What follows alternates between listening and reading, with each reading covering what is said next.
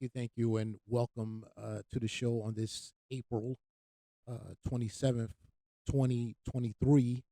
It's your host, Julian Michael, aka your boy Face, the Face Man. 27th also happens to be the birthday of the woman that raised me. She's no longer here, but I'd like to send a shout out, happy birthday to her. And so let's begin with the show. And you know what? This Aaron Rodgers thing. Let's get with the details. Okay. Uh, the Jets trade for Aaron Rodgers, 39-year-old quarterback. Packers receive a number 13 pick, second round pick at number 42. Uh, they also get a sixth round pick, number 207. Now, here's the thing: next year, they get a conditional second round pick, which becomes a first round pick if Roger plays 65% of his snaps. And we'll talk about that later on. The Jets basically swap the first round as well. They fall back to the number 15 pick, and they also get a fifth round pick this year. Rodgers is owed 108 million for these next two seasons, 23 and 24. There's a $58.3 million bonus, which counts against the cap this year for about a million point 165. Next year, if you continue to place the cap, it'll count against the cap for a whopping 107 million. So 107.55 million to be exact next season. So if they want to make any type of moves, this team, uh, you could pretty much forget about it for next season if they need to improve, at least in free agency. Uh, Here's the thing: I'm totally against the move. In my opinion, why the hell would you go for a 39-year-old quarterback who looks like he's washed? And to me, if it sounds like I'm coming off strong, then good, because I watched that game.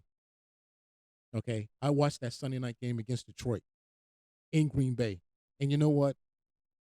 Mr. Rogers looked like he was washed. Did anybody think that the Lions had a chance to beat Green Bay in that game? This is the type of game that Aaron Rodgers always wins. Am I right or am I wrong? You have the Lions, a team that plays in the domain. Yeah, the Lions made improvements and all that, but they're still not in the Packers class.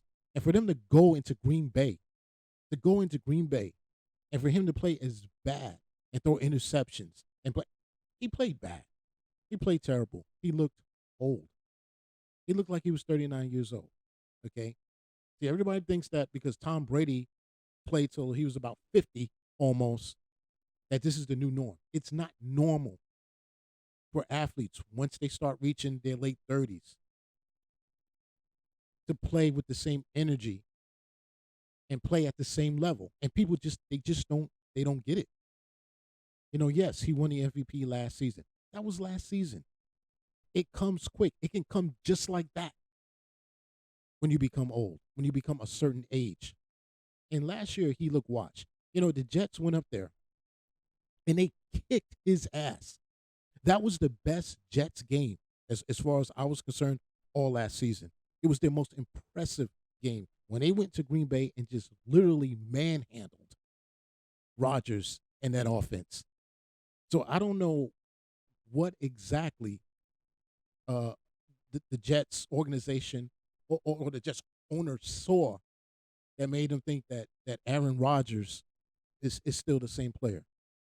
Okay, now is he better than Zach Wilson? Like, of course, my pinky toe is better than Zach Wilson. Come on, give me a break. And Joe Douglas hasn't got enough flack for that, as far as I'm concerned, when it comes to New York media, because it is his fault. And when I mentioned that on at SNY, you know, and I work at SNY as a technician, you know, behind the scenes. So let's make that clear.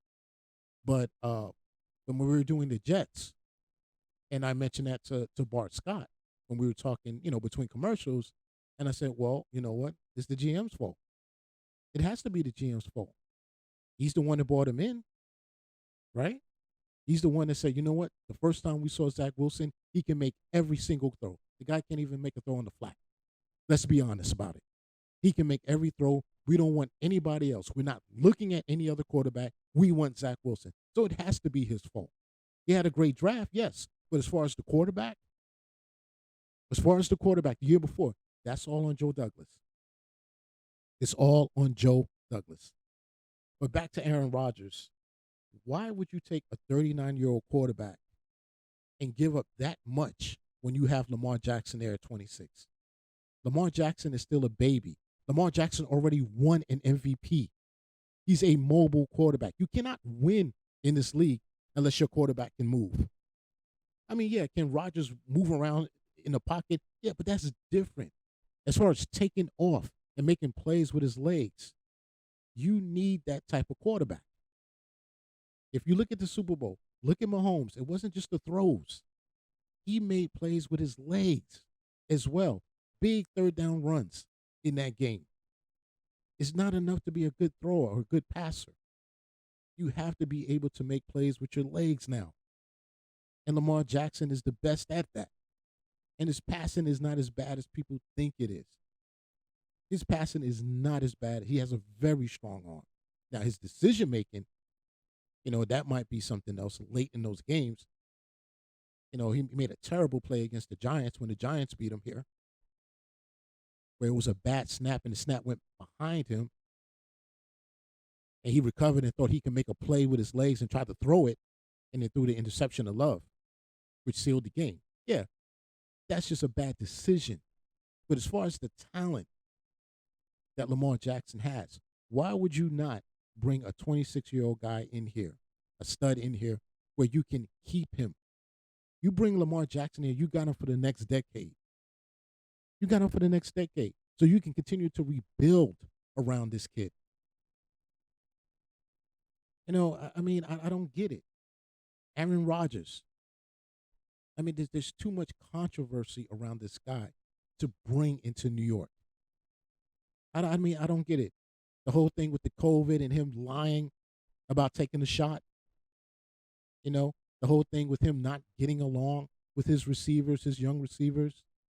Then you got the whole woke thing and woke, anti-woke, woke. I don't care what his position is. Okay? He's an American. All right? His personal political views are his. But do be aware, you're coming into a liberal city, a liberal town, liberal media. You're not in Green Bay anymore. You have a bad game, you make a questionable decision, the media is going to ask you about it. And they're not going to leave you alone. It's not going to be like it was in Green Bay. And that's something that he has to understand.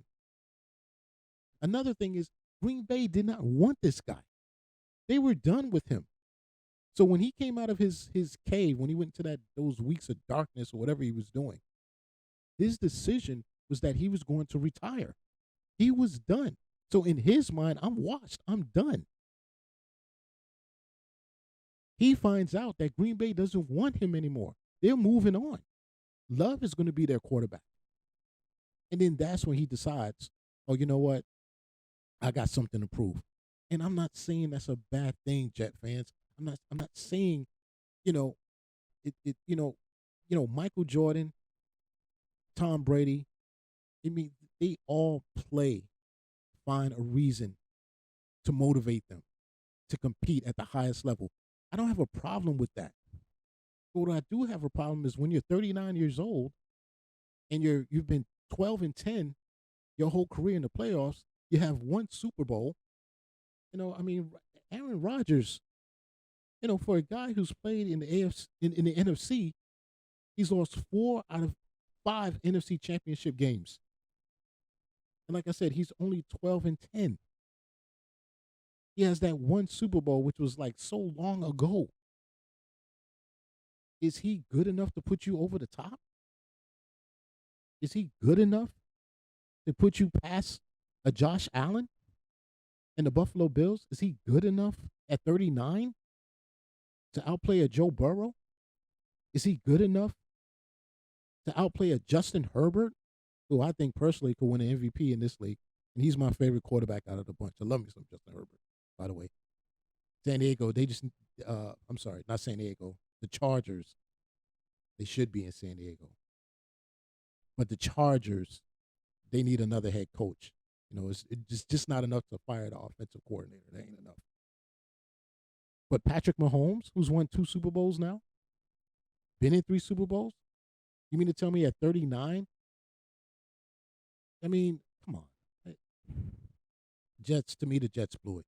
They gave up way too much. If you're going to give up that much, then why not invest in youth? Why not invest in youth? Because if Aaron Rodgers decides that he doesn't want to play next year, and he said it during his press conference, first thing he said was, "I'm not here to be a savior," which I didn't like. So he's already taking pressure off himself. Like, don't blame me. Don't blame me if we don't make it. If we don't make it to the Super Bowl, if we don't win, don't blame me. I'm not your savior. So I don't want that pressure on me. So he's already made that clear. The type of person, I don't want that pressure on me. Okay. And then he said, I haven't committed to playing next year. So what if he does play 65 snaps? And let's say the Jets make it to the playoffs and they lose in the first round, don't make it to the Super Bowl, and he decides not to play. What if even worse? What if he just don't even make the playoffs? You ever thought about that? But he plays 65% of his snaps. And 65% of his snaps, he can start the season and, he can play until what, November? The 1st of November, right? First week, second week of November, that's about 65 weeks, right before Thanksgiving. And you're screwed. What are you going to do for a quarterback next year? Because that second pick turns into a first round pick. And next year's class is loaded with quarterbacks. The Jets have really put themselves in a big. Well, I tell you what, and I'm a Jets fan, and I really hope it works out. Joe Douglas said during the press conference, this is a historic trade. Well, you know what? He's right. It is a historic trade. It could be historically great, or it could be historically bad. Now, moving on tonight, we got the draft real quick. The Jets look like the draft's taking a back seat because of the Knicks, and we'll talk about the Knicks again. We'll talk about them on the next show. But tonight, the Jets, like I said, they have the 15th pick. Jets need a tackle. I don't know.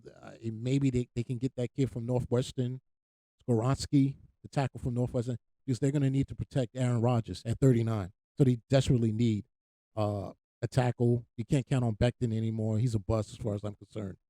Also they can maybe use a safety and maybe, another running back, because we don't know how Breece Hall is going to be if and when he comes back. So, the Jets, you also got the Giants who, they're playing second fiddle, and this really helps take some pressure off the Giants. I'll tell you that.